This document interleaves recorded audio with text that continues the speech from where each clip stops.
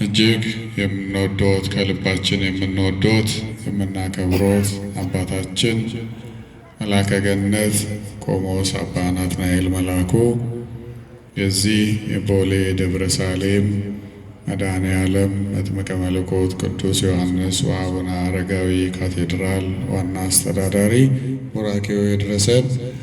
ክቡራን መምህራነ ወንጌል፣ በዚህች ዕለት አምላካችን መድኃኒታችን ኢየሱስ ክርስቶስን መድኃኔ ዓለምን ደጅ ለመጥናት በቅድስት ቤተ ክርስቲያን የተሰባሰባችሁ የእግዚአብሔር ልጆች፣ አባቶች፣ እናቶች፣ ወንድሞች፣ እህቶች፣ ሕፃናት በአምላካችን በልዑል እግዚአብሔር ስም እንደምን ዋላችሁ? እንደምን ዋላችሁ? እንደምን አመሻችሁ? አሜን። ሁላችንንም በቸርነቱ የጠበቀን በረድኤቱ ያልተለየን የወደደን ከኃጢአታችን በደሙ ያጠበን ከክፉ ስራችን ሁሉ ታግሶ በቤቱ የሰበሰበን አምላካችን ልዑል እግዚአብሔር ስሙ ለዘላለም የተመሰገነ ይሁን። በመካከላችን ተገኝቶ ቃሉን እንዲገልጽልን እንዲያስተምረን ቅዱስ መንፈሱን ይላክልን። መዝሙረኛው ዳዊት በሕይወት ዘመኑ በብዙ መከራ ውስጥ ያለፈ እነዚያን መከራዎች ሁሉ አልፎ ደግሞ በረከተ እግዚአብሔርን ያገኘ በብዙ ታላላቅ ስጦታዎች በእግዚአብሔር የተጎበኘ መንገዱን ከእግዚአብሔር ጋር ያደረገ የእግዚአብሔር ሰው ነው።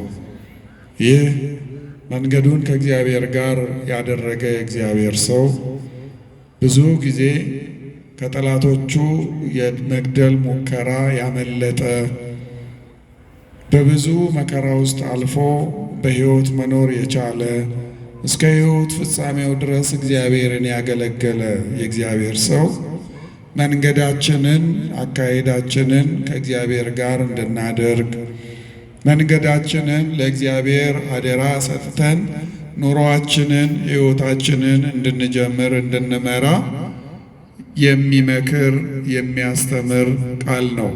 በዚህ በመዝሙር 37 ቁጥር 5 ላይ ያስቀመጠልን መንገድህን ለእግዚአብሔር አደራ ስጥ ይልና እርሱም ያከናውንልሃል እያለ የእግዚአብሔርን ድርሻ ደግሞ ይቀጥላል።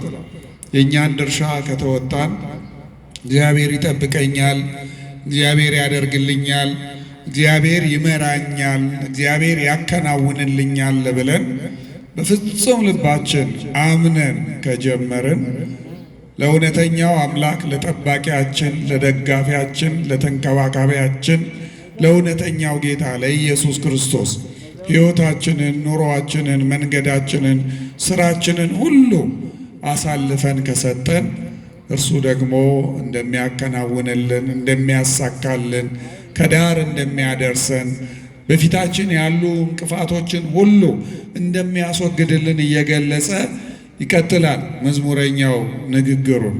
መነሻችንን ግን የእኛ ኃላፊነት ላይ አተኩረን እኛ የእግዚአብሔር ልጆች እስከተባለን ራሳችንን ክርስቶሳውያን ክርስቲያኖች ብለን እስከጠራን ድረስ በእርሱ መንገድ መሄድ ያስፈልገናልና ያንን አደራችንን እንድንጠብቅ የሚያሳስቡ ከዚህ ቃል ጋር ተመሳሳይነት ያላቸው ታሪኮችን እያነሳን ለተወሰኑ ደቂቃዎች እንቆያለን። እግዚአብሔር ይግለጥልን።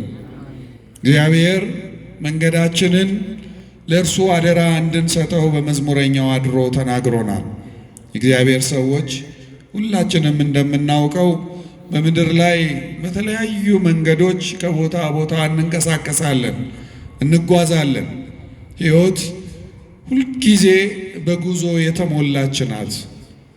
ነገር ግን እነዚህ የምናደርጋቸው ጉዞዎች፣ እንቅስቃሴዎች ሁሉ እግዚአብሔር ከእኛ ጋር ካልሆነ፣ እርሱ ካልጠበቀን፣ ካልደገፈን፣ እርሱ በፊታችን ያሉ እንቅፋቶችን ካላስወግደልን እስራኤላውያንን ሲመራ እንዳደረገው በፊታችን የሚመሩ ከኋላችን የሚደግፉ የሚከተሉ የሚንከባከቡ ቅዱሳን መላእክትን አጋዦችን ረዳቶችን ለእኛ ልኮ ካላገዘን በስተቀረ በጉዞአችን ውጤታማ ሆነን ያሰብነው ቦታ ላይ መድረስ አንችልም። ሕይወታችንም ጉዞ ነው። የሆነ ቀን ጀምረነዋል፣ እየኖርነው ነው፣ እየተጓዝነው ነው። በእነዚህ ሁሉ የሕይወት ጉዞአችን እግዚአብሔር ካልደገፈን ካላገዘን፣ እርሱ ከኛ ጋር ካልሆነ በጀመርነው ነገር ውጤታማ መሆን አንችልም። ልንለፋ እንችላለን፣ ልንደክም እንችላለን፣ ልንወጣ ልንወርድ እንችላለን። ነገር ግን እግዚአብሔር አጋዥነት ከሌለ፣ እግዚአብሔር እርዳታ፣ እግዚአብሔር ጠባቂነት ከሌለ የጀመርነው ነገር ሁሉ ውጤታማ መሆን አይችልም። እንዳልኳችሁ በተለያየ መንገድ የምናደርጋቸው ጉዞዎች እግዚአብሔር ካልተጨመረባቸው በአደጋ የተከበቡ ናቸው። በእግራችን ብንጓዝ እንቅፋት ይመታናል፣ የተለያዩ አደጋ ጣዮች ይገጥሙናል። የደጉ ሳምራዊን ታሪክ ታስታውሳላችሁ። ከአንድ ቦታ ወደ ሌላ ቦታ ሲሄድ መንገድ ላይ ወንበዴዎች ገጠሙትና ደበደቡት፣ አደጋ ጥለውበት ሄዱ። በሞትና በሕይወት መካከል አድርገው ጥለውት ሄዱ ብሎ ነው መድኃኒታችን ኢየሱስ ክርስቶስ።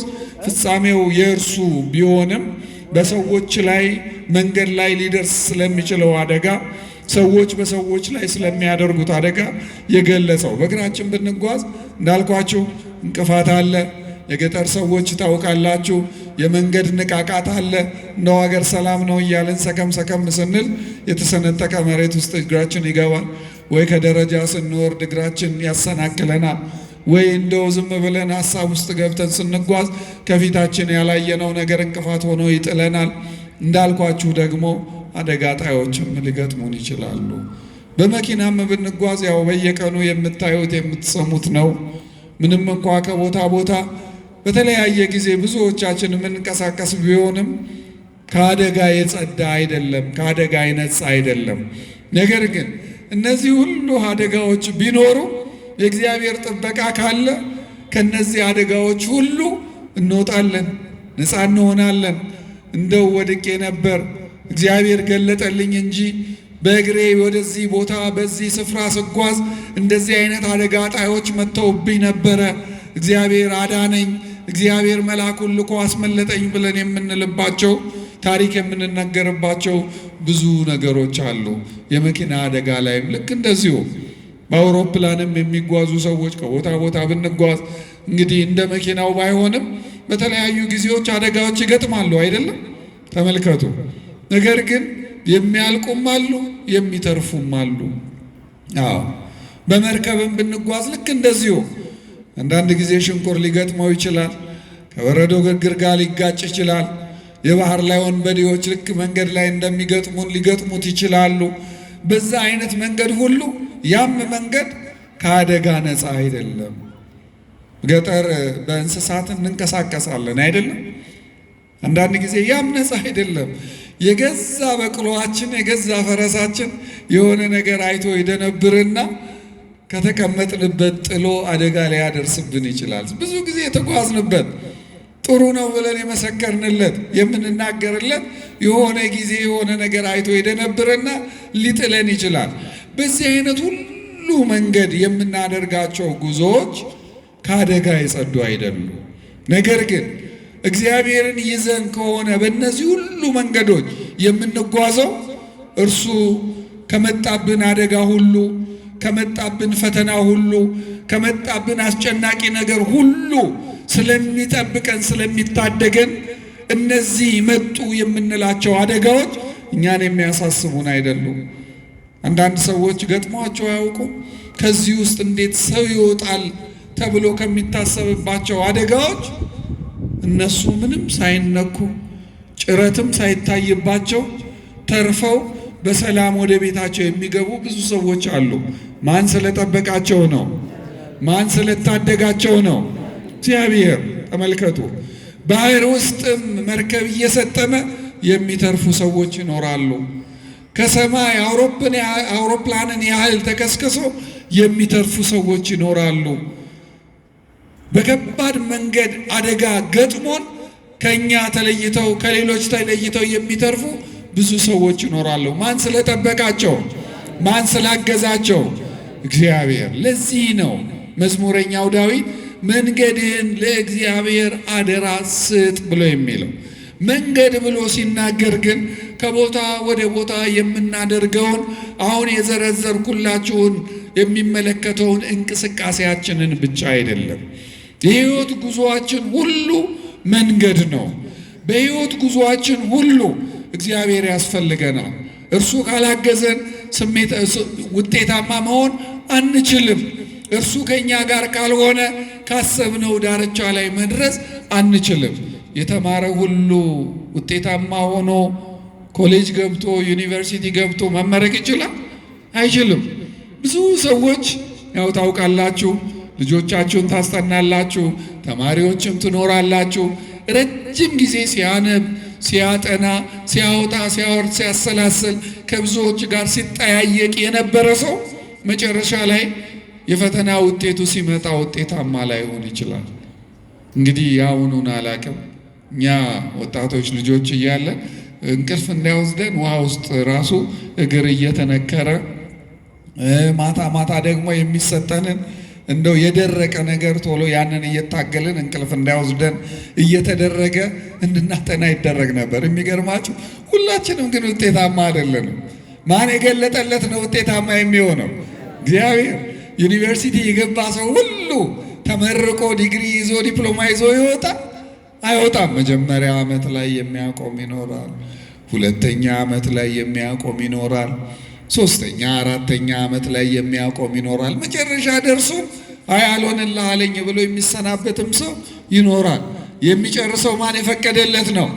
እግዚአብሔር። የነገደ ሁሉ ትርፋማ አይሆንም፣ ውጤታማ አይሆንም።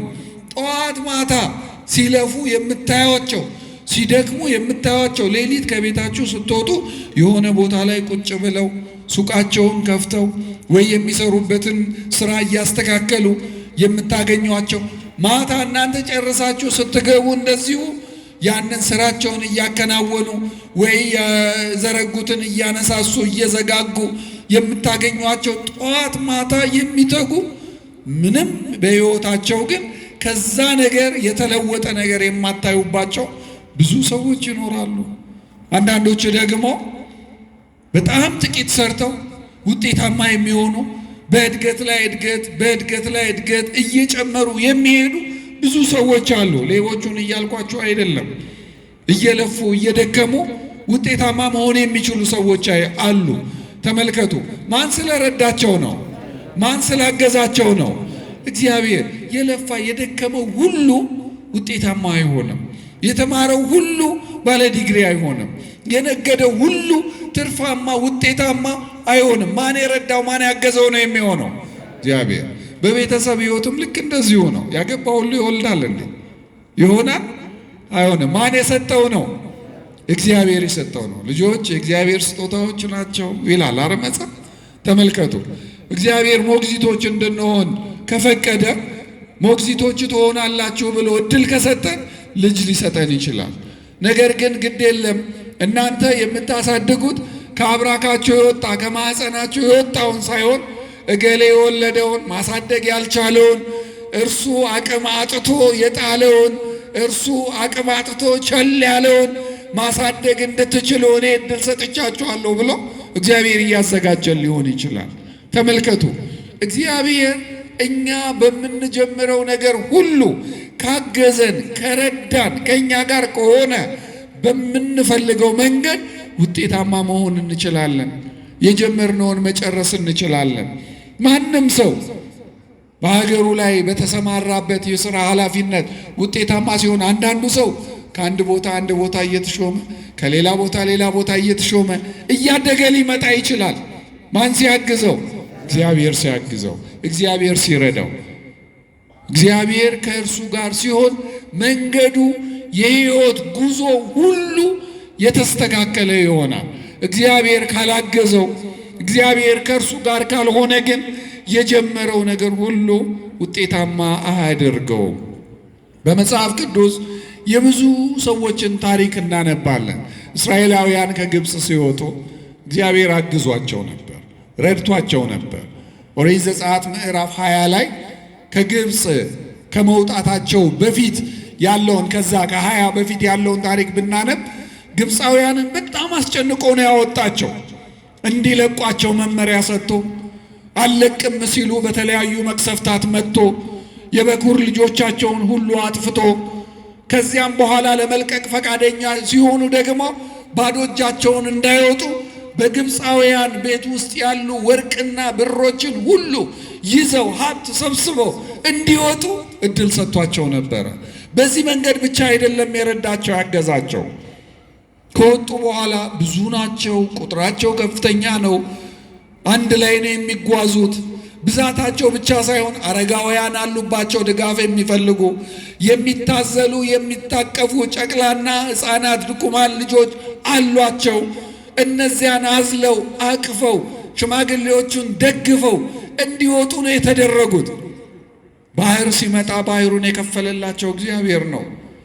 ባህሩን ከተሻገረ በኋላ ሊያጠፏቸው እንደገና ባሮች ሊያደርጓቸው ሊመልሷቸው የተከተሏቸውን ግብፃውያን በባህር ውስጥ ያሰጠመላቸው እግዚአብሔር ነው። ከተሻገሩ በኋላ በረሃ ላይ ነበሩ። በረሃው ግን ለነሱ የበረሃ ጠባይ አልነበረውም። ማን ከነርሱ ጋር ስለነበረ? በጉዞአቸው ማን አብሯቸው ስለነበረ? እግዚአብሔር። በጉዞአቸው አብሯቸው ስለነበረ አምላካቸው እግዚአብሔር ወደ በረሃ ቢገቡም በረሃው የበረሃነት ስሜት አልነበረው። ምን ማለት ነው? አይሞቅም። እግዚአብሔር ደመናን እየጋረደ ነበረ የሚመራቸው። ውሃ ነበረበት። በበረሃ ውሃ አለ? የለም። ማን ያፈለቀው? እግዚአብሔር። ማን ያዘጋጀው? እግዚአብሔር። እንደ ልብ የሚበላ የሚጠጣ ነገር ነበረ። ያማራቸው መብል መጠጥ በዚያ በምድረ በዳ ነበረ። ማን ስላዘጋጀላቸው? እግዚአብሔር። ተመልከቱ፣ እነዚህ ሰዎች እነዚህ ሕዝቦች እግዚአብሔርን ይዘው ይጓዙ ስለነበረ በጉዟቸው ሁሉ እግዚአብሔር ከነርሱ ጋር ነበረ። በቀን የሚጓዙ ነበር፣ በሌሊት የሚጓዙ ነበር። በቀን ያ የበረሃ ሐሩር በእነርሱ ላይ ጉልበት እንዳይኖረው እግዚአብሔር ደመናን ጋርዶ ይመራቸው ነበር፣ ያቀዘቅዝላቸው ነበር። በሌሊት ጨለማ ከመንገድ እንዳያደናቅፋቸው ሊቀ መላእክት ቅዱስ ሚካኤልን ከፊታቸው ልኮ ብርሃን እያበራ ቀን እያስመሰለ ይመራቸው ያግዛቸው ነበር። የሚበሉት የሚጠጡትንም እንዳልኳችሁ ያዘጋጅላቸው ነበር። እነዚህ መንገደኞች ግን በዚህ አይነት መንገድ የእግዚአብሔር እንክብካቤ፣ የእግዚአብሔር እገዛ፣ የእግዚአብሔር ጠባቂነት ከነርሱ ጋር የነበረው ወደ እግዚአብሔር ስለጮሁ ወደ እግዚአብሔር ስላለቀሱ አብሯቸው እንዲሆን አጥብቀው ስለጠየቁት ነው። እግዚአብሔር አብረህን ሁን ብንለው፣ አብረህን እደር ብንለው፣ በቤቴ በሥራ ቦታዬ በትምህርት ገበታዬ በማከናውነው ነገር ሁሉ ውስጥ አንተ ከኔ ጋር ሁን ብንለው እርሱ ከኛ ጋር ይሆናል። የጀመርነው ነገር ሁሉ የተባረከ እንዲሆን ያግዘናል፣ ይረዳናል፣ ይባርክልናል። እግዚአብሔር ልጆች፣ ነገር ግን ከእርሱ ፈቀቅ ብንል መንገዳችን በእንቅፋት የተሞላ ይሆናል። በዚህ መጠን እግዚአብሔር ያገዛቸው፣ የረዳቸው፣ የጠበቃቸው፣ የተንከባከባቸው አጠገባቸው ሆኖ መንገዳቸውን ያቀናላቸው እስራኤላውያን እግዚአብሔርን ቸል ማለት ጀመሩ። ኦሪት ዘኍልቍ ምዕራፍ 12 ላይ ይህንን ታሪክ እናነባለን። ሌሎች አማልክትን ለማምለክ ራሳቸውን ማነሳሳት ሲጀምሩ እግዚአብሔር ተዋቸው። እግዚአብሔር ሲተዋቸው ያ የነበሩበት በረሃ ትክክለኛውን የበረሃነት ስሜት አመጣባቸው። ምንድነው የሆነው? የሚበሉት አጡ፣ የሚጠጡት አጡ፣ ትኩሳቱን አልቻሉትም። ከዚያም በላይ ደግሞ የበረሃው እባቦች ተነሱና መርዛማ እባቦች ሁሉንም ነደፏቸው። አብዛኛዎቹ ሞቱ። ተነድፈው ለሞት የሚያጣጥሩት በጣም በሲቃ እያለቀሱ ወደ ሙሴ ጮሁ። እባክህ ይቅር እንዲለን እንዲምረን ፊቱን እንዲመልስልን አምላክህን ለምንልን ብለው አሉ። ሙሴ ወደ እግዚአብሔር ጸለየ። እባክህ አታጥፋቸው፣ በበረሃ እንዲሁ እንደተንከራተቱ እንዲኖሩ አታድርጋቸው፣ ፊትህን መልስላቸው ብሎ ወደ አምላኩ ጸለየ። እግዚአብሔር የቅዱሳንን ጸሎት ይቀበላል። እግዚአብሔር ወደ እርሱ የቀረቡ የእውነተኛ አገልጋዮቹን ጸሎት ልመና ይቀበላል። የሙሴን ጸሎት ተቀበለ፣ ምሕረት አደረገላቸው። የራሱ የመድኃኔ ዓለም የኢየሱስ ክርስቶስ ምሳሌ የሆነውን ምልክት እንዲሰቅልና በዚያ ምክንያት እንዲፈወሱ አደረጋቸው ይላል። እግዚአብሔር ሰዎች እነዚህ ሰዎች እግዚአብሔርን ይዘው ከእግዚአብሔር ጋር ሆነው በሚጓዙበት ጊዜ መንገዳቸው የቀና ነበር፣ የተስተካከለ ነበር። አንድም ጊዜ በጉዞአቸው ኮምፕሌን ሲያቀርቡ አልተሰማም፣ በመጽሐፍም አልተጻፈም። ልባቸውን ወደ ጣዖት ሲመልሱና እግዚአብሔር ሲቀየማቸው ግን እርሱ ሲለያቸው መንገዳቸው ውጥንቅጥ ሆነባቸው። የማይጓዙበት ወዳሰቡበት የማይደርሱበት ሆነባቸው። በዛ በረሃ አስቡት፣ በአሸዋ ላይ በቀን በሌሊት እባብ እየነደፋቸው የሚበሉት የሚጠጡት እንደ ልብ ሳይኖራቸው ሽማግሌ እየደገፉ ሕፃን እያዘሉ እየታቀፉ እንዴት መጓዝ ይችሉ ነበር? ተመልከቱ። የእነዚህ ሰዎች ታሪክ የተጻፈልን፣ የዚህ ሕዝብ ታሪክ የተጻፈልን ከእነርሱ እንድንማር ነው። እግዚአብሔር ሰዎች በማንኛውም የሕይወት ጉዞአችን እግዚአብሔርን ይዘን የምንጓዝ የምንሄድ ከሆነ እርሱ ከኛ ጋር ይሆናል፣ መንገዳችንን ያቀናልናል። እንደው እንዴት እሻገረዋለሁ ይሄንን ያልነውን እንደ ባህር ትልቅ የሆነብንን እንቅፋት ሁሉ እግዚአብሔር ያስወግድልናል። እንቅፋት የሆኑብንን ሰዎች ዞር ያደርግልናል። እንቅፋት የሆኑብንን ሕጎች እግዚአብሔር ዞር ያደርግልናል። እንቅፋት የሆኑብንን ነገሮች ሁሉ ከሕይወታችን ዞር ያደርግልናል። ከእርሱ ከተለየንስ፣ በራሳችን መንገድ መሄድ ከጀመርንስ፣ እግዚአብሔርን ከተውንስ እሱ ይተወናል፣ ስራችን ያወጣናል። የእኛ ስራ ደግሞ የእኛ መንገድ ደግሞ የምታውቁት ነው። ባሰብነው የምንደርስበት አይደለም። የእስራኤላውያን ታሪክ ይህንን ነው የሚያስተምረን። ታላቁ የእግዚአብሔር ሰው የእስራኤል አባት የእነዚህ ሰዎች አባት ያዕቆብም ተመሳሳይ ታሪክ ያለው ሰው ነው። ከወንድሙ ከኤሳው ጋር በተጣላ ጊዜ እናትየው የመከረችው ወደ አጎቱ ቤት እንዲሄድ ነበረ። ምክንያቱም የወንድምየው ምርቃት ስለተቀበለ ወንድምየው በዚያ አዝኗል። ወንድምየው ሊመረቅ ትልቁ ሊመረቅ የሚገባውን ምርቃት እርሱ ቀድሞ በዘዴ አባትየውን አታሎ ተቀብሏል። ታሪኩን ረጅም ስለሆነ እዛው ስላለመሄድ ነው። ያዕቆብ የተቀበለው ምርቃት የማንን ነው? ማነኝ ብሎ ነበር የተመረቀው? ማን ነው ብሎ ነበር የተመረቀው? ኤሳው ነበረ? አልነበረም። ኤሳው ሲመጣ አዘነ፣ ገለዋለሁ አለ። እናትየው ይህንን ስለሰማች ከቤቱ ጣለችው። ተመልከቱ፣ ተመርቋል። የአባቱ ምርቃት ስለተቀበለ እግዚአብሔር ይባርክ፣ በመንገድህ ይጠብቅ፣ መንገድህን ያቅናልህ፣ በነገሮች ሁሉ ከአንተ ጋር ይሁን፣ የሁሉ አባት የሁሉ ታላቅ ያድርግህ የሚል ምርቃት ስለሰጠው ያ የመንፈሳዊ ሰው ምርቃት በሕይወቱ አለ። ያዘነበት ሰው ግን ነበረ፣ የገዛ ወንድሙ።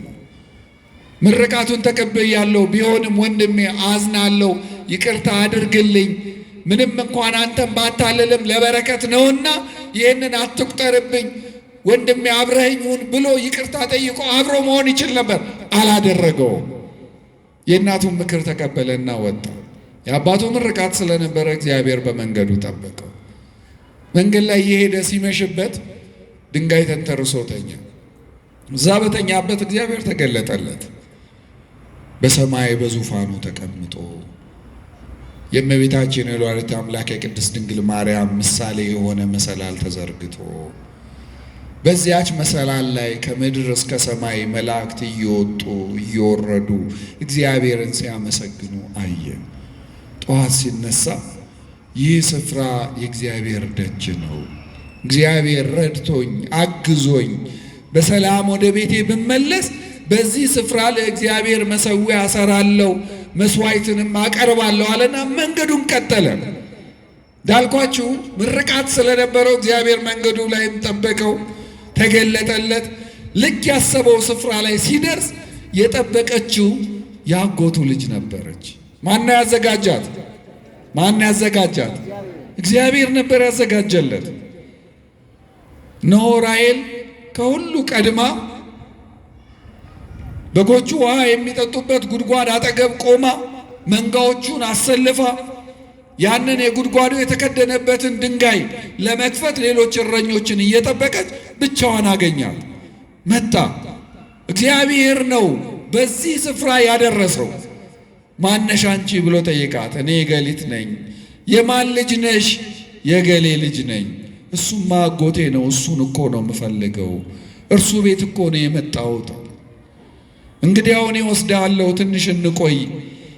ሌሎቹ እረኞች ይምጡና ይሄ ጉድጓዱ የተከደነበትን ድንጋይ አንድ ላይ አንስተን ተባብረን ካጠጣን በኋላ እንሄዳለን አለችው። እግዚአብሔር ጉልበት ስለሰጠው ስለተመረቀ ያንን ብቻውን ድንጋዩን አነሳና መንጋዎቹን አጠጣላትና ወደ አጎቱ ቤት ሄደ። በሰላም ገባ። በረከት ስለነበረው፣ ምርቃት ስለነበረው በመንገዱ ሁሉ ማን አገዘው? ማን ረዳው? ማን ጠበቀው? እግዚአብሔር። ማን ያሰበው ስፍራ አደረሰው? አምላኩ እግዚአብሔር። ወደዚያ ከገባ በኋላ ግን አገር ሰላም ነው ብሎ በሰላም መኖር ጀመረ። እግዚአብሔር ሰዎች ኑሮአችን ሲሳካልን በትምህርታችን፣ በስራችን፣ በስልጣናችን፣ በኃላፊነታችን ውጤታማ ስንሆን ያሰብነው ደረጃ ላይ ስንደርስ እነዚያ መንገዶች እንዲሁ ዝም ብለው የመጡ አይደሉም። የገላመጥናቸው ብዙ ሰዎች ይኖራሉ። የተረማመድንባቸው ብዙ ሰዎች ይኖራሉ። ያሳዘናቸው ብዙ ሰዎች ይኖራሉ። አስከፍተናቸው ያስለቀስናቸው ብዙ ሰዎች ይኖራሉ። እግዚአብሔር እኛ ብንረሳቸውም በስኬታችን ምክንያት፣ ባለንበት የቦታ መመቻቸት ምክንያት፣ በጤና ሁኔታችን የተስተካከለ ደረጃ ላይ መሆን ምክንያት እነዚህን ሰዎች ብንረሳቸው፣ ብንተዋቸው፣ እንዳልተፈጠሩ ብንቆጥራቸው እግዚአብሔር አይረሳቸውም። እነርሱ ላይ ያደረስነውን፣ እነርሱ ላይ የዋልነውን ክፉ ነገሩን ሁሉ እያንዳንዱን ቆጥሮ ጊዜውን ጠብቆ እኛን ያስከፍለናል። እግዚአብሔር ከዚህ ይጠብቀን። ተመልከቱ፣ ያዕቆብ ምንም እንኳ በሕይወቱ ደስተኛ ሆኖ መኖር ቢጀምርም እግዚአብሔር ያረሳለት ነገር ግን ነበረው። ከዚያ በኋላ አጎቱ ጠራውና ወድጄሃለሁ፣ ጥሩ እያገለገልከኝ ነው፣ መንጋዎቼን በአግባቡ እየጠበቅልኝ ነው፣ እያበዛህልኝ ነው። ስለዚህ ምን ዋጋ ልክፈል? ምን ደሞዝ ልስጥህ ብሎ አለው። እንግዲያውስ በዚህ መጠን ከወደድከኝ ካከበርከኝ ቤተሰብ እንደሆን ከፈለግ መጀመሪያ ያገኘኋትን ያየኋትን ትንሿን ልጅህን ራሔልን ወድጃታለሁና እርሷን ዳረልኝ አለው። ምን ችግር አለ? እሷ እንደድረልህ 7 ዓመት አገልግለኝ አለው። ደስ አለው። ራሔልን ከልቡ ይወዳት ስለነበረ ያ 7 ዓመት እንደ 7 ቀን አጭር ሆነበት ይላል። ያንን 7 ዓመት ጨረሰና ዘመኔን ጨርሻለሁ፣ ልጅህን ስጠኝ፣ ሰርግ አድርግልኝ ብሎ ጠየቀው። ሰርግ አደረገለትና ከተበላ ከተጠጣ ደስ ከተሰኙ በኋላ ወደ ጫጉላ ቤት ግባ አመጣልሃለሁ አለው። አስገባው። ራሔልን ሳይሆን ትልቋን ልጁን፣ የወደዳትን ሳይሆን ያልወደዳትን፣ በመጽሐፍ እንደተጻፈው መልከኛዋን ሳይሆን መልከ ጥፉዋን ሸፋፍኖ አስገባለት። በባህላቸው መሰረት ጠዋት ሲያያት ልያ ነች፣ ራሔል አይደለችም። አጎቱን አዝኖ ጠየቀው። ለምን አታለልከኛል? ለምን አታለልከኛል? እሱ ከሀገሩ የወጣው ምን አድርጎ ነው? ምን አድርጎ ነው የወጣው ከሀገሩ? አትናገሩ? ምን አድርጎ ነው የወጣው አልኳቸው። የማንን ምርቃት ወስዶ ነው የወጣው? የማንን ምርቃት ወስዶ ነው የወጣው? የወንድሙን። ተመልከቱ፣ ብድሩ እዚህ ደረሰው። እርሱ አታሎ ነበር የወጣው። አጎትየው እንደገና አታለለው። 7 ሌላ ዓመት ተገዛልኝና የወደድካትንም እሰጥሃለሁ አለው። ተመልከቱ፣ ልክ ይህ ብድር ሲመለስበት እግዚአብሔር እየቀጣኝ ነው፣ እግዚአብሔር ምልክት እያሳየኝ ነው፣ ወንድሜን ይቅርታ መጠየቅ አለብኝ፣ ወደ ወንድሜ ተመልሼ ይቅርታ አድርግልኝ ማለት አለብኝ አላለም። ምንም እንዳልተፈጠረ ነው የቆጠረው። እንዳልኳችሁ ነው እግዚአብሔር ሰዎች ምንም እንዳልተፈጠረ የረሳናቸው ሰዎችን የበደልንባቸው ያሳዘንባቸው ነገሮች ሁሉ ተቆጥረው ይመጣሉ። እኛ ብንረሳቸው እግዚአብሔር አይረሳቸውም። የሰዎቹን እንባ ይቆጥራል። የሰዎቹን ለቅሶ ይቆጥራል። የሰዎቹን ሐዘንና መቆራመት ይቆጥራል። ያዕቆብ ቢረሳውም እግዚአብሔር አልረሳውምና በአጎቱ አድሮ ቀጣው። ሌላ 7 ዓመት ተገዛልኝ ምክንያት አበጀለት። በእኛ ልማድ ታውቃለህ፣ ትልቋ እያለች ትንሿ አትሰጥም። ስለዚህ በሕጉ መሰረት ነውና ያስተናገድኩ። ትንሿንም እንድሰጥ ከፈለግ ሌላ 7 ዓመት ጨምራል። አሁንም የወዳት ስለነበረ 7 ዓመት አገለገለ። በዛ መንገድ ሰጠው። አሁንም ከቤቱ የወጣበትን ወንድሙን ያሳዘነበትን ነገር ስላልተጸጸተበት ንስሐ ስላልገባበት ወንድሙን ይቅርታ ስላልጠየቀ የእግዚአብሔር ቅጣት አልቆመም። የማይወዳት ሊያ ትወልዳለች፣ ራሔል ግን አትወልድም ነበር። ተመልከቱ። በዚህ አይነት መንገድ እያዘነ ረጅም ጊዜ ቆየ። ራሔል ትነዘንዘው ነበር። ለምን ልጅ አትሰጠኝም? ከሷ ትወልዳለህ፣ ከኔ መውለድ አልቻልክም፣ ለምንድን ነው ልጅ ስጠኝ ትለዋለች። እኔ እግዚአብሔር ነኝ እንዴ ይላታል። ልቡን በጣም አስጨነቀችው ይላል። ወደ ሌላ ወደ ጣዖት አምልኮ ሁሉ ልትወስደው ፈለገች ይላል። ተመልከቱ። በቃ አንተ በምታመልከው አምላክ መንገድ ሳይሆን የኔ ዘመዶች ሌሎች ግብፅ የነበሩ ሰዎች በሚያመልኳቸው ተራፊሞች እንሞክር እያለች ወደዛ ሁሉ ትገፋፋው ነበር ይላል። ተመልከቱ። ዛሬም ያለውን ታሪክ ነው ያቺ ሴት ስትፈጽም የነበረው። በዛ ሁሉ ነገር እየተጨነቀ ኖረ። እደሰትበታለሁ ብሎ የገባበት ትዳር የሚያዝንበት፣ የሚጨነቅበት፣ ራሱን የሚረብሽበት ሕይወት ሆነበት። መጨረሻ ላይ አንድ ልጅ ወለደች፣ ደስ አለው። ሁለተኛ ልጅ ልትወልድ በምጥ ላይ ሳለች ልጁን ወልዳ እሷ ግን ሞተች። በዚህ በጣም አዘነ። እግዚአብሔር እየቀጣው እንደሆነ ወንድሙን በማታለሉ ምክንያት እግዚአብሔር መንገዱን ሁሉ እያሰነካከለበት እየዘጋበት ሕይወቱን ሁሉ እያመሰቃቀለበት እንደሆነ ስለገባው እንደዚህ እየተሰቃየው እየተንገላታው ለምን እኖራለሁ? በቃ ወደ ወንድሜ እሄዳለሁ፣ ወንድሜን ይቅርታ ጠይቀዋለሁ፣ በሰላም መኖር ጀምራለሁ አለና ወንድሙን ይቅርታ ለመጠየቅ ወሰነ። ወደ አጎቱ ቀረበና አጎቴ አሰናብተኝ፣ የቀረችኝን ሚስቴን ልጆቼን ይዤ ወደ ሀገሬ መመለስ እፈልጋለሁ። የሚደርሰኝን ድርሻ ንብረት ስጠኝ፣ የሚደርሱኝን መንጋዎች አካፍልና ስጠኝ፣ ልሂድ፣ አሰናብተኝ። ከወንድሜ ጋር ወንድሜን እንዳሳዘንኩ መኖር አልፈልግም። ሕይወቴ ሁሉ በእንቅፋት እየተሞላ ነው፣ በመከራ እየተሞላ ነው፣ በጭንቀት እየተሞላ ነው። እርሱን ይቅርታ ካላገኘው እረፍት አላገኝም ብሎ አጎቱን ጠየቀው። አጎቱ አሁንም ሊያታልለው ሞከረ። የያዕቆብ ልብ ወደ እግዚአብሔር ስለተመለሰ ይቅርታ ለመጠየቅ ራሱን ስላዘጋጀ እግዚአብሔር አልተለየው። ተመልከቱ። ንስሐ ስንገባ ወደ እግዚአብሔር ስንመለስ የበደልነውን ስንክስ ያጠፋነውን ነገር ስንመልስ የቀማነውን ስንመልስ እግዚአብሔር ልቡን ወደኛ ይመልሳል።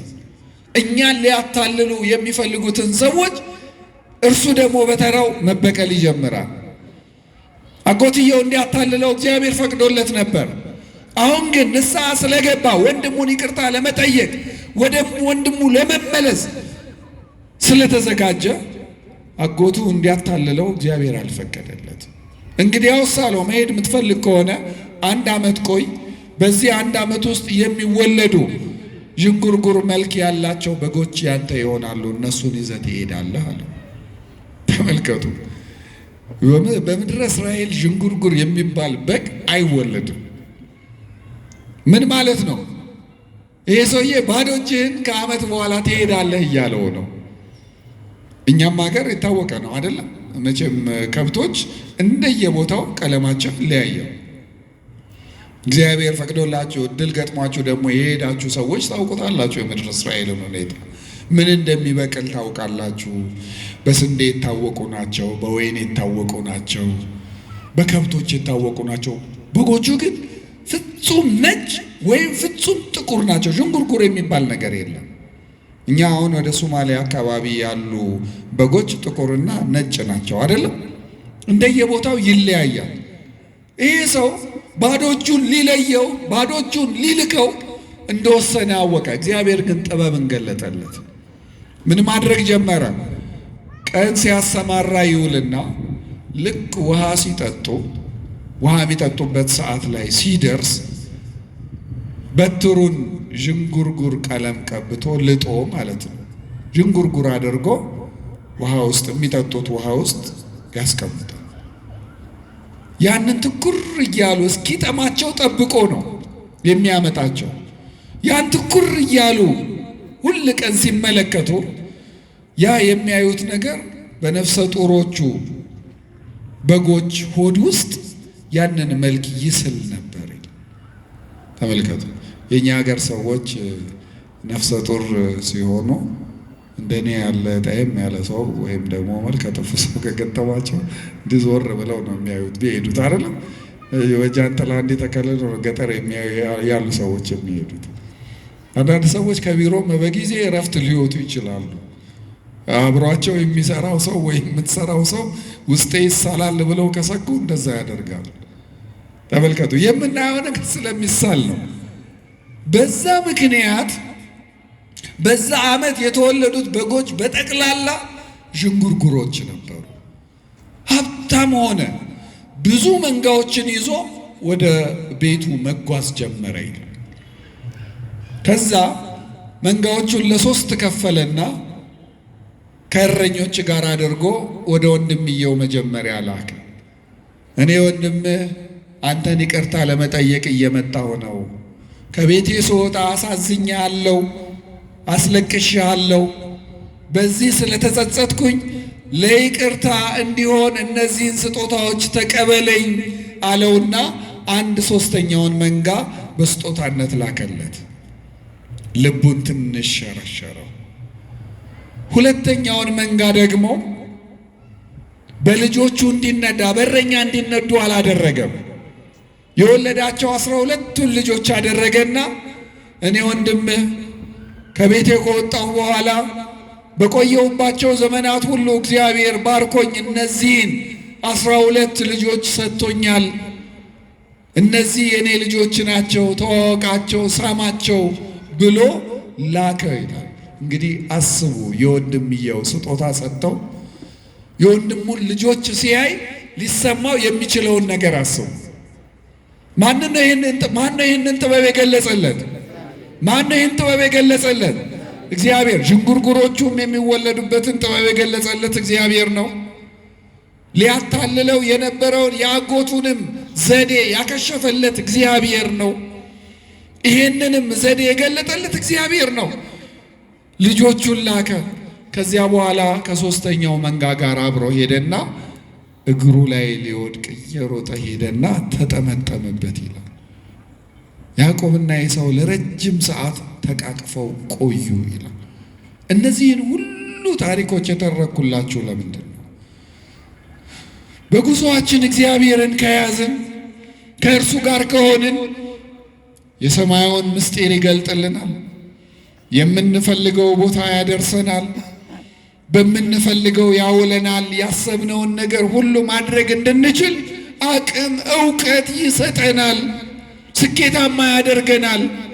ነገር ግን በጉዞአችን፣ በሕይወታችን፣ በኑሮአችን እግዚአብሔርን የሚያሳዝን የእግዚአብሔርን ሰዎች የሚያሳዝን ነገር በሕይወታችን ካለ፣ ክፉ ንግግር ከአንደበታችን ከወጣ፣ መልካም ያልሆነ ሐሳብ በሕሊናችን ከተመላለሰ፣ ሰዎችን የሚያሳዝን ድርጊት በእኛ ከተፈጸመ እግዚአብሔር እነዚያን ሁሉ ይቆጥርና ይቀጣናል። እያዘንን እየተጨነቅን ስኬታማ ባለመሆናችን በጣም እየተበሳጨን እንድንኖር ሊያደርገን ይችላል። እግዚአብሔር ከዚህ ይጠብቀን። አሁንም እስራኤላውያን ከግብፅ ወጥተው ወደ ከነዓን እንደገና መንገዳቸውን ጀምረው ሲገቡ መጽሐፈ ኢያሱ ምዕራፍ 6 እና ምዕራፍ 7 ላይ የምናነባቸው ታሪኮች አሉ። እግዚአብሔርን ታቦት ይዘው ኢያሪኮን ከዞሩ በኋላ አንድም ጦር ሳይሰብቁ ወይም ደግሞ የማፍረስ ሙከራ ሳያደርጉ በድምፃቸው፣ በቃላቸው፣ በምስጋና ጩኸታቸው ብቻ የፈሯትን ከተማ አፈራርሶ አሳልፎ ሰጥቷቸዋል። ነገር ግን በዚያ ባደረጉት ጉዞ መካከል መሃላቸው ሌባ ሰው ነበረ። እግዚአብሔርን የሚያሳዝን ከእግዚአብሔር መንገድ የወጣ አካን የሚባል ሰው። በሱ ምክንያት ደግሞ ቀጣቸው። ምዕራፍ 7 ላይ አሁንም ሌላ እንደ ኢያሪኮ ትልቅ ያልሆነች ነገር ግን በጣም የናቋት ትንሽ መንደር እንዳለች ሲሰሙ ያችን ለመያዝ ጦረኞችን ሲልኩ እነዛ የላኳቸው ጦረኞች ሁሉ ተሸንፈው ተዋርደው ተመለሱ። ብዙዎቹም ተገደሉ። ለምን? በመካከላቸው ነውረኛ ስለነበረ፣ ኃጢአተኛ ስለነበረ፣ ሌባ ሰራቂ ስለነበረ። እግዚአብሔር ሰዎች እግዚአብሔርን ከያዝን ከእርሱ ጋር የምንጓዝ ከሆነ አናልፈውም ያልነውን ማለፍ የምንችልበትን ኃይል ይሰጠናል። አናሸንፈውም ያልነውን ማሸነፍ የምንችልበትን ጉልበት ይሰጠናል። ከኛ አቅም በላይ ነው ባልነው ነገር ውጤታማ መሆን እንድንችል እድሉን ያመቻችልናል።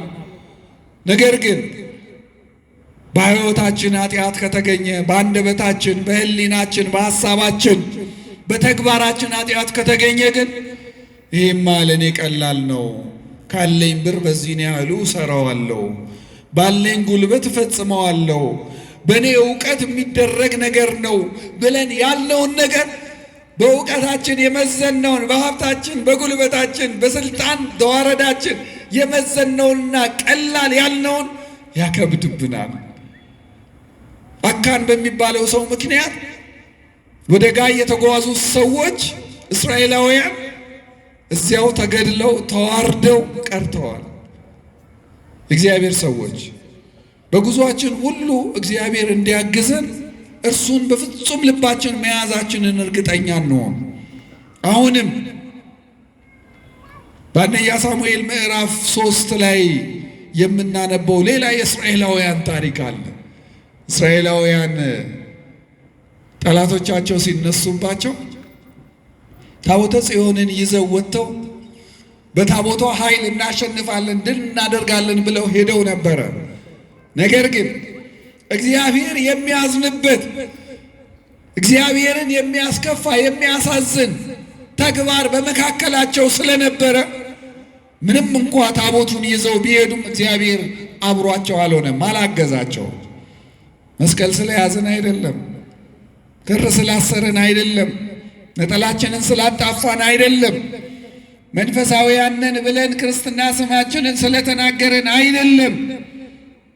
የዚህን የመስቀሉን ባለቤት በልባችንን ማክበራችንን፣ በአንገታችን ላይ ያለውን መስቀል በልባችን መሸከማችንን፣ በአንደበታችን የምንናገረውን እውነት በልባችን ማመናችንን የምንገልጽ እውነተኞች እስካልሆንን ድረስ የያዝነው ነገር ሊያድነን አይችልም።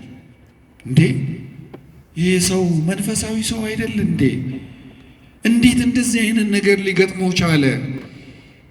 እንዴ ጠዋት ማታ እየጸለየ ቤተ እግዚአብሔር እየሄደ እየተሳለመ መልካም እያደረገ ብለን ልንል እንችላለን። እግዚአብሔር የትኛውን ቆጠረበት የሚለውን ግን አናውቅም። እግዚአብሔር ሰዎች እስራኤላውያን በዚህ አይነት መንገድ ታቦተ ጽዮንን ይዘው ወጥተው እንኳን ተዋርደዋል። የእግዚአብሔር ሰዎች እግዚአብሔርን በልባችን እንያዝ። ያኔ ያግዘናል። መስቀሉ ኃይል ይሆነናል። ታቦታችን ብርታት ይሆነናል። እምነታችን ፍጹም ሲሆን ለእርሱ የምንገዛበት እውነተኛ ማንነት ሲኖረን ጉዞአችን፣ ኑሮአችን፣ ሕይወታችን ሁሉ እግዚአብሔርን የሚያስከብር እንደሆነ እርግጠኞች መሆን ስንችል እግዚአብሔር በጉዞአችን በኑሮአችን ሁሉ አብሮን ይሆናል። ጠላቶቻችንን ያሳፍርልናል። የሚገርማችሁ ነገር እነዚህ ሰዎች በዚህ አይነት መንገድ ሄደው ታቦቷንም አስማርከው ከወጡ በኋላ እግዚአብሔር የፈለገው እነሱ እንዲያልቁ ነው እንጂ የታቦቷ ክብር እንዲነካ አይደለም። እግዚአብሔር ለመስቀሉ ክብር አለው። እኛ ለምንይዘው እኛ ኃጢአተኞችን ሊቀጣን ሊቃወመን ይችላል እንጂ የእርሱ የሆነውን ነገር እንዲያዋርዱበት ለአሕዛብ አሳልፎ አይሰጥም። እስራኤላውያንን ማሸነፍ የቻሉት የእስራኤል ጠላቶች አማሌቃውያን ተመልከቱ፣ ፍልስጤማውያን ታቦቷን ማርከው ሄደው ጣዖት ቤት ውስጥ ቢያስቀምጡ የእነሱን ጣዖት ድምጥማጡን እያጠፋች ነው የቆየችው። ታቦቱን ማጥፋት መቅጣት ብቻ አይደለም፣ እነሱንም በእባጭ እንዲመቱ ሀገራቸው ከተሞቻቸው በአይጥ እንዲወረሩ አድርጋ ስታሰቃያቸው ነው የቆየችው። ከዚያ በኋላ የለም ይህንን በማድረጋችን የእግዚአብሔርን ንዋይ ቅዱስ በማይገባ ስፍራ በማስቀመጣችን የእስራኤል አምላክ አዝኖብናልና ስጦታ ሰጥተን ወርቅ አስቀምጠን መባ አድርገን መልሰን እንሸኝ። ከዚያ በኋላ ይሄ ቅጣት ይጠፋልናል፣ እባጩም ይጠፋል ከሰዎቹ ሁሉ ሕይወት፣ አይጦቹም ከየመንደሮቻችን ይጠፋሉ ብለዋሉ። በስጦታ ነው ታቦተ ጽዮንን የመለሱት። እግዚአብሔር ሰዎች እግዚአብሔር ከኛ ጋር ከሆነ በኑሮአችን በሁሉም ነገራችን ያግዘናል። በአዲስ ኪዳን መድኃኒታችን ኢየሱስ ክርስቶስ የማቴዎስ ወንጌል ምዕራፍ 8 ላይ ከደቀ መዛሙርቱ ጋር በታንኳ ውስጥ ገብቶ ሲጓዝ እርሱ ከታንኳ የታችኛው ክፍል ውስጥ ገብቶ አረፍ ብሎ ሳለ አውሎ ነፋስ ተነሳ። ደቀ መዛሙርቱ ደነገጡ። የአውሎ ነፋስ ሊያጠፋቸው ስለመሰላቸው በጣም ተጨነቁ። ወረዱና ጌታ ሆይ ልንጠፋ ነው አድነን ብለው ቀሰቀሱ። ተነሳ። አለማመናቸውን ከገሰጸ በኋላ ለምን ትፈራላችሁ? እኔን ይዛችሁ ከኔ ጋር እየተጓዛችሁ በእኔ እያመናችሁ እንዴት ይህንን ነፋስ መገሰጽ አቃታችሁ? ብሎ እምነታቸውን ከነቀፈ በኋላ ከገሰጻቸው በኋላ ብድግ ብሎ ነፋሱን ገሰጸው፣ ጸጥ አለ፣ ማዕበሉም ቆመ፣ በሰላም መጓዝ ጀመሩ። ማንን ስለያዙ ነው እነዚህ ሰዎች በሰላም መጓዝ የጀመሩ? እግዚአብሔር። የሐዋርያት ሥራ ምዕራፍ 28 ላይም ልክ እንደዚሁ ቅዱስ ጳውሎስ ወደ ሮሜ ተይዞ እየተጓዘ ሳለ ተመልከቱ፣ ታስሮ ለፍርድ ነው ወደ ሮም አደባባይ የሚሄደው። እየሄዱ ሳለ መንገድ ላይ በጣም ከባድ አውሎ ነፋስ ተነሳባቸው። በጣም ከባድ አውሎ ነፋስ ተነስቶ ሰዎቹ በቃ ይሄንንማ አናልፈውም፣ አናመልጥም፣ በቃ ማለቃችን ነው፣ መንገዳችን ለመንገድ ላይ መቅረታችን ነው፣ ውሃ ሊበላን ነው ብለው እየተጨነቁ ሳለ ቅዱስ ጳውሎስ ነገራቸው፣ አይዟችሁ እዚህ ውስጥ እዚህ መርከብ ላይ ካለ ነው የሚያስጨንቅ ነገር ይገጥመናል እንጂ እንንገላታለን፣ እንበሰብሳለን፣ ንብረታችን በተወሰነ ደረጃ ይጠፋል እንጂ እዚህ ካለነው ማናችንም እንደማንሞት እግዚአብሔር ገልጦልኛል፣ መልአኩን ልኮ ለኔ ነግሮኛል ብሎ አላቸው። ከዚያ በኋላ ከዛ ሁሉ አስጨናቂ ጉዞ በኋላ ወደ ማልታ ወደምትባለው ደሴት ደረሱና ወረዱ። በጣም በርዷቸው ስለነበረ ጭራሮ ሰብስበው እሳት ለመሞቅ ለኮሱ፣ ማቃጠል ጀመሩ። እሳቱ ልክ ሲቀጣጠል በመሃል እዛ ውስጥ የነበረ አንድ መርዛማ እባብ ተነሳና ወጣና ከጭራሮ ውስጥ ቅዱስ ጳውሎስን ነደፈው። ያ እባብ የነደፈው ወዲያው ሰውነቱ አብጦ ይወድቃል፣ ይሞታል። ልክ መነደፉን ሲያዩ ሰዎቹ ይህ ምን አይነት ኃጢአተኛ ሰው ቢሆን ነው ይህ ሁሉ ስቃይ ይህ ሁሉ መከራ ያለበትን ጉዞ በሰላም አጠናቀን እዚህ መልክዓ ምድር ከያዝን በኋላ እንዴት እባብ ይነድፈዋል? ይህማ እግዚአብሔር የቀጣው ሰው ነው ብለዋል። እባቧ የነደፈችውን ወረወረና እሳት ውስጥ ከተታት፣ አቃጠላት። ቢያዩት አይወድቅም፣ ቢያዩት አይወድቅም፣ ቢያዩት አይወድቅም። ተደነቁ። ማን ስለጠበቀው ነው? ማን ስላገዘው ነው? ቅዱስ ጳውሎስ ማንን ይዞ ይጓዝ የነበረ ሰው ስለነበረ ነው? እግዚአብሔር። የእግዚአብሔር ሰዎች የእነዚህን ሁሉ ሰዎች ታሪክ መጽሐፍ ቅዱስ ጽፎ አስቀምጣል። ሕይወት ጉዞ ነው። የሆነ ጊዜ ከእናታችን ማኅፀን በመውጣት በማልቀስ ይህችን ምድር በመቀላቀል ጀምረነዋል።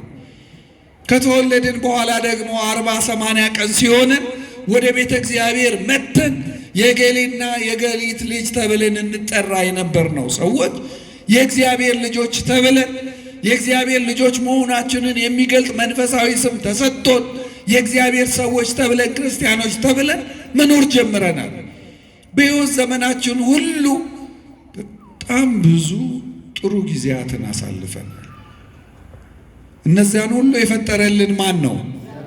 በጣም ብዙ የሚያሳዝኑ ምን አለ ባላለፍኩባቸው የምንላቸውን የሚያስጨንቁ ጊዜያትንም አሳልፈናል። እነዛን ሁሉ አሳዛኝ ጊዜያት አልፈን ዛሬ እንድንደርስ ያደረገን ማን ነው? እግዚአብሔር። እንደው ያዘንበትን ቀን እንቁጠረው ብንል ሁሉንም መቁጠር እንችላለን? አንችልም። ብዙዎቹን ረስተናቸዋል። እግዚአብሔር ዛሬ የሰጠን ደስታ፣ ዛሬ የሰጠን ሕይወት፣ ዛሬ የሰጠን ማንነት እነዛን ክፉ ያልናቸውን ነገሮች ሁሉ የሚያስረሱ ስለሆኑ ማለት ነው። ስለዚህ እግዚአብሔር ሰዎች በሕይወት ዘመናችን ሁሉ በምናደርጋቸው የሕይወት ጉዞዎች የሚገጥሙን ማናቸውንም ነገሮች ማለፍ የምንችለው እግዚአብሔርን መያዝ ስንችል ነው። እግዚአብሔርን ከያዝን እንቅፋቱ ሁሉ ዘወር ይልልናል። መሰናክሉ ሁሉ ዘወር ይልልናል። በር ላይ ያሉት ሁሉ ያስገቡናል። የጀመርነውን መጨረስ እንድንችል መፈጸም እንድንችል ግርማ ሞገሱን ይሰጠናል። በሰዎች ፊት ተሰሚ ያደርገናል። የጀመርነውን ፈጽመን ውጤታማ መሆን እንድንችል እድል ይሰጠናል። እግዚአብሔርን ካልያዘን ግን ብዙ ሞልቶናል ብንል ያን የሞላን ነገር መጠቀም አንችልም። ብዙ አለን ብንል ያ ያለንን ነገር የራሳችን ማድረግ አንችልም። በጣም ብዙ የሚለበስ ያላቸው ሰዎች ነገር ግን ከቤት መውጣት ሳይችሉ ቀርተው ተይዘው ከቢጃማ ውጭ የማይለብሱ ዘመዶች የሉንም፣ ቤተሰቦች የሉንም። እኛ እዚህ ስንመጣ ቤተ እግዚአብሔር ከእኛ ጋር መምጣት እየፈለጉ እየናፈቃቸው ይህን ደጅ መሳለም እየፈለጉ ልባቸው እየሻ ነገር ግን መምጣት ያልቻሉ ቤት ጥለናቸው የመጣናቸው ቤተሰቦች የሉንም? አሉ። ቤታቸው ውስጥ ኪችን ስቶራቸው ውስጥ የሚፈለገው ነገር ሁሉ ያለላቸው ነገር ግን ያንን ሁሉ መብላት የማይችሉ ሰዎች የሉንም? አሉ። ሁሉ የሞላቸው ያ የሞላውን ግን መጠቀም የማይችሉ ብዙ ሰዎች አሉ። ቅዱስ ጳውሎስ እንደተናገረው ደግሞ ምንም ሳይኖረን ሁሉ እንዳለን እንዲሰማን የሚያደርገን ሰዎች አለን። መንገዳችንን ከእግዚአብሔር ጋር ካደረግን ውጤቱ ይሄ ነው። የእግዚአብሔር ሰዎች ወደዚህ ስፍራ መምጣታችሁን እንደ ቀላል ነገር እንዳታዩት። ዛሬ ብዙ ሰዎች የተለያየ አልባሌ ቦታ ላይ ባሉበት ሁኔታ እኛን እግዚአብሔር በዚህ አምጥቶናል ስለፈቀደልን። ማን ስለፈቀደ ነው የመጣ ነው? ደስ አላላችሁ? ስለተማራችሁ ደስ አላላችሁ? ተመልከቱ። ስለተማራችሁ ደስ አላላችሁ? የእግዚአብሔርን ታላላቅ ተአምራት ስለሰማችሁ ደስ አላላችሁም? ስለዘመራችሁ ደስ አላላችሁም? በረከት ስላገኛችሁ የዚህን የተቀደሰ ስፍራ አፈር ስለዳበሳችሁ ስለተሻሻችሁ በረከት ስላገኛችሁ ደስ አላላችሁም? ለዚህ መታደል እኮ ትልቅ ነገር። ስለዚህ መንገዳችንን ከእግዚአብሔር ጋር እናድርግ። ወጣትነት አያታለን፣ ሀብታምነት አያታለን፣ ባለስልጣንነት አያታለን፣ ጤነኝነት አያታለን። መያዝ አለ፣ ማጣት አለ፣ መዋረድ አለ፣ ክብር ማጣት አለ።